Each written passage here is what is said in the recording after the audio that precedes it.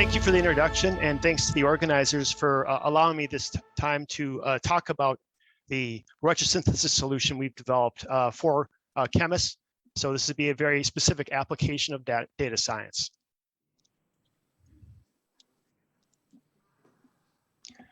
Okay, so our retrosynthetic planner allows for the consideration of millions of different options and delivers the highest prioritized scheme accessing the molecule of interest from commercially available starting materials. And it does so in a fairly timely manner, which I will show here in just a little bit. Central to this capability are the synthetic rules that we're able to generate.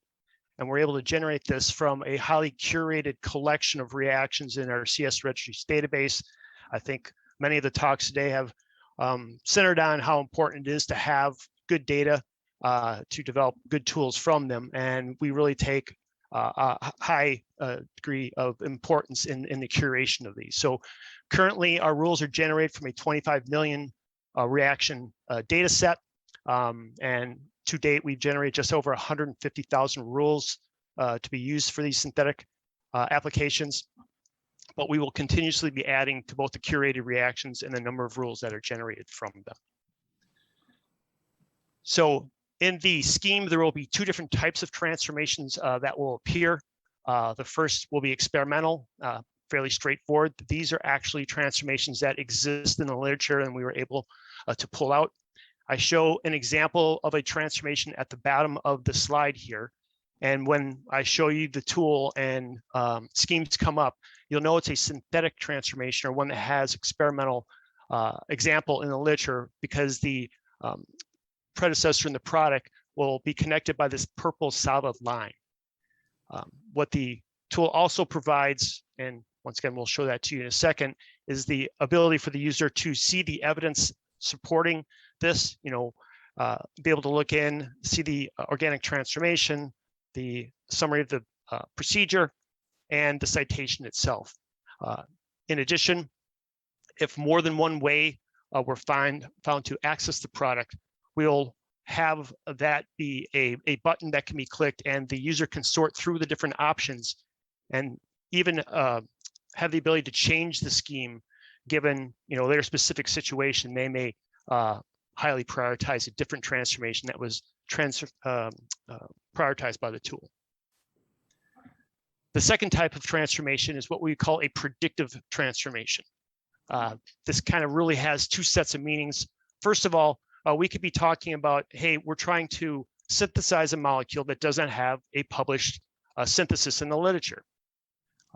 In the event where these exist in the scheme, rather than the purple solid lines, you'll see these green dotted lines. That's telling you the exact combination of B plus C to give A is not in the literature, but we see what's being accomplished in this step. And these two are being joined to the formation of a second oxazole ring here. So we found other transformations similar to this, similar enough that we're going to put this here and provide you the evidence. You, the expert, can look through it and say, yeah, I think that is viable, or no, not buying it. And then you could go on to a possible other alternative step to be used there. A second application for this would be in the event that there is a known transformation out there and it's done a certain way. We can go through the literature, after we see what transformations is occurring, we can go through the literature and say, oh, this isn't the exact same functionality on the molecule, but the same transformations being accomplished. So this will potentially be a way to innovate. You could, oh yeah, never thought of that approach to molecules of this type. So those are the two different ways predictive transformations will be brought into the scheme. Now let's get into the data a little bit. How do we generate these synthetic rules that are used in this algorithm? So I already told you about our large collection of curated reactions. What will happen is there will be a binning operation that goes on. So in the farthest left bin over here, we'll see we've collected a number of reactions where a transformation called an amidation occurs. And so, those are all molecules of a similar ilk, and we can start to develop a rule around that. We have a second one here where this is a thioether formation. same thing. We can see what's similar, what's dissimilar, and what will define our rule. So then that rule is developed, and we know that it's going to take these atoms in one starting material and these atoms in another starting material, and then we can track where the atoms end up in the final molecule. So when we start, using the tool, we give it a molecule, it will know pretty quickly whether or not it can apply a specific rule towards the retrosynthetic generation of a scheme here by the fact that it obeys the rule or not. So these are just two examples of two rules that would be generated. Like I say, we've generated currently over 150,000 of them. So, being able to perform a disconnection and track where atoms were in the starting material, where they are in the product, that's existed for quite a while. What algorithms are now trying to consider is the chemical environment, right? What functional groups are present? Is this on a ring or an alkyl chain? Is the ring saturated or is it aromatic? Is there stereocenters involved? Is there asymmetry, restrictions to rotation, things like that? So for any given transformation, there may be several different sets of conditions you want to use given the chemical environment. So here we have a reaction that you're looking to perform or determine what the rule would be for it. And pretty quickly you could extract out, okay, here's where certain atoms were in one starting material, here's where they were in another starting material, and here's where they end up in the final product. But it's more to actually consider the fact, well, actually, this was part of an ester, and this moiety and this moiety were actually part of one molecule. So now the algorithms that we're generating can consider more than just the atoms itself, but the actual chemical environment that they come from to choose the best rule possible. So I pulled up this rule for an amidation again, and we already talked about starting material going to product. So now when we start talking about performing a retrosynthetic analysis, what we're looking at is we got a molecule. We want to know how to make it. We need to break it down into component starting materials that we can access to use in our synthesis. So if we want to go kind of what we call retrosynthesis or backwards, we're not considering the forward reaction, but actually the reverse reaction. So we're going to take this, which is called a retron, and we'll try to see if it fits anywhere on the molecule we're trying to take apart. So here's our retron. Here's the molecule we would like to develop a synthesis for. And what happens when you initiate a retrosynthesis, we'll take all the rules that we've got and we'll try to map them on there. And you see this successfully maps onto a portion of the molecule. And we've now identified the fact that potentially this retron, this rule for amidation, might be one way we can start to break this molecule apart. So like I said, when we talk about a rule, we talk about the forward direction. When we talk about retrosynthesis, we actually want to apply what's called a transform. Map on that rule, that retron, and then know what starting materials will result from that application of that retron. So if we look at the bottom of the screen, we already mapped that retron on there. Our rule will tell us that these will be the starting materials that will result in that product. Here's a fairly simple starting material, probably commercially available. This branch of the retrosynthetic scheme may be done, but this one probably needs some additional disconnections in order to get it down to simple enough commercially available molecules.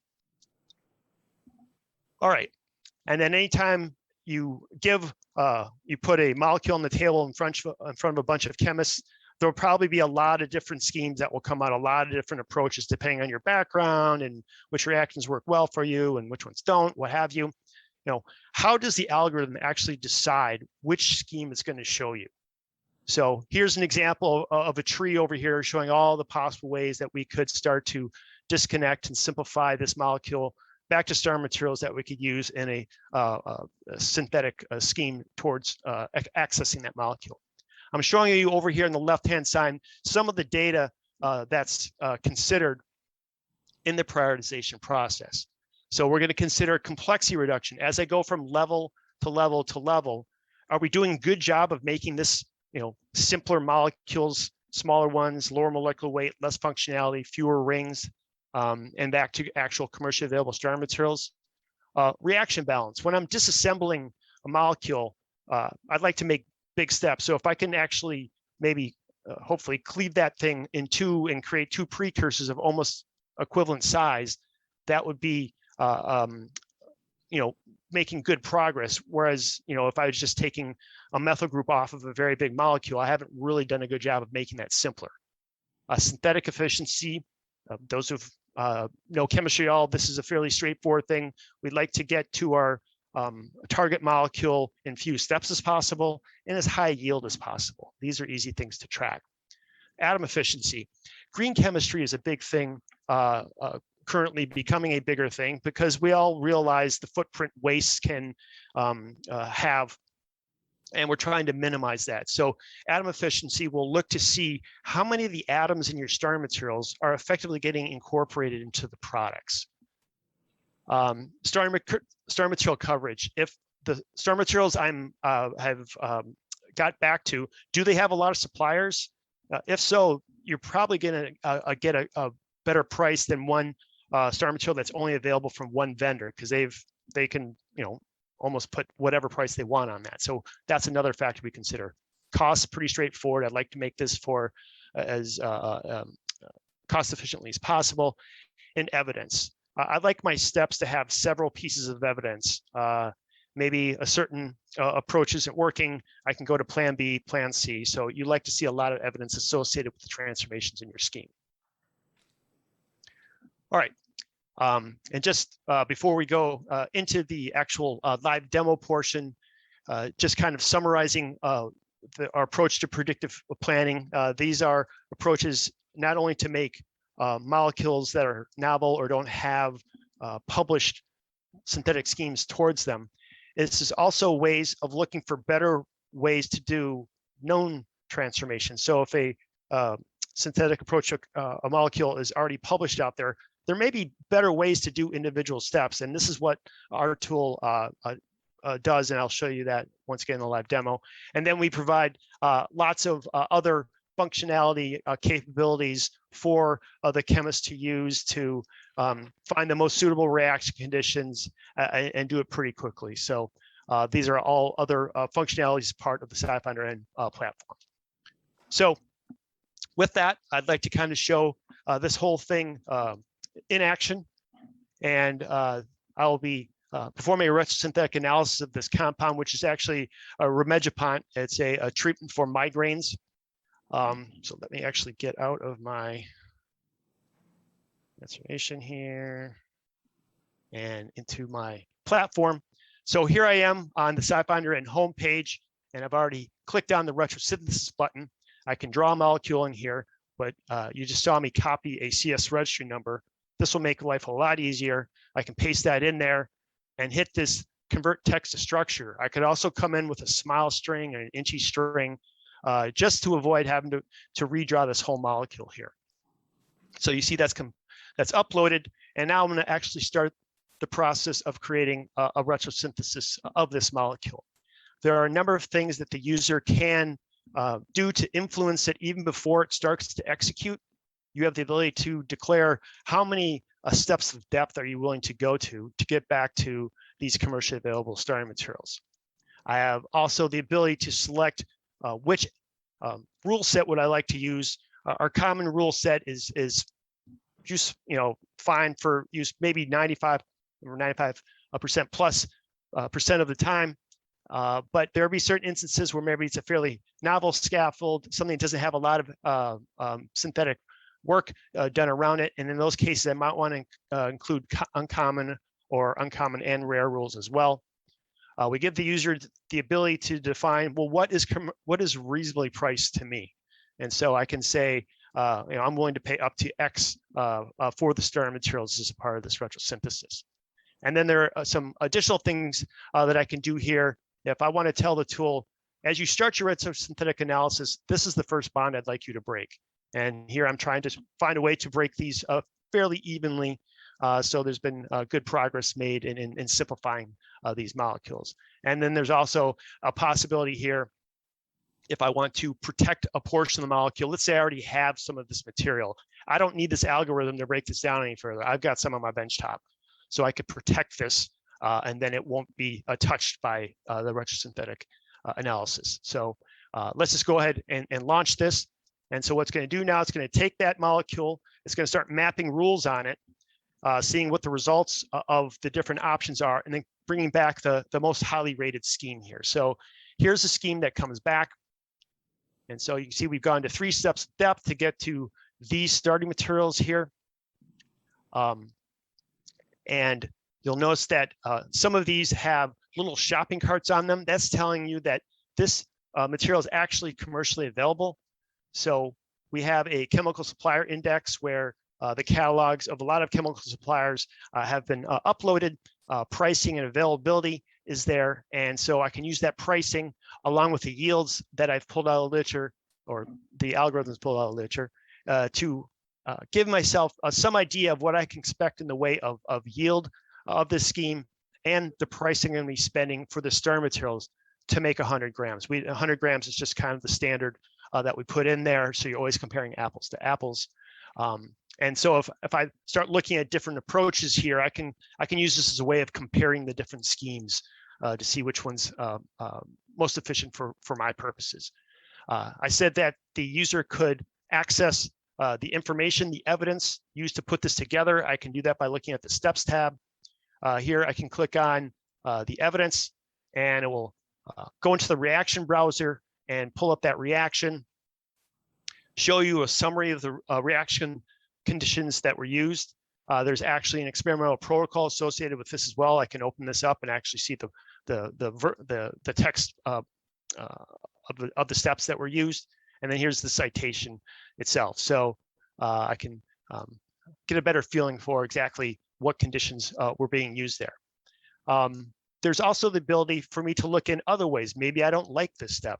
And so you see, as I look at this icon, if there is a number higher than 1 here, that means there are other ways to do this step. I can click on that icon, it opens it up. Here's the one that was chosen. Here's another one that exists to make that molecule. And it actually has a higher yield, but what got to think once again, in the context of the whole scheme, it's going to consider all the different variables and bring you back the one that optimizes them to the highest level.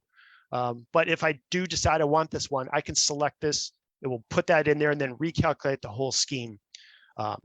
So that option exists as well. And then our algorithm also is able to incorporate stereochemistry.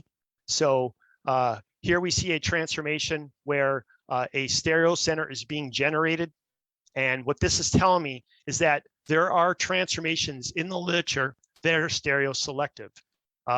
Stereo centers being correct are very important in organic synthesis.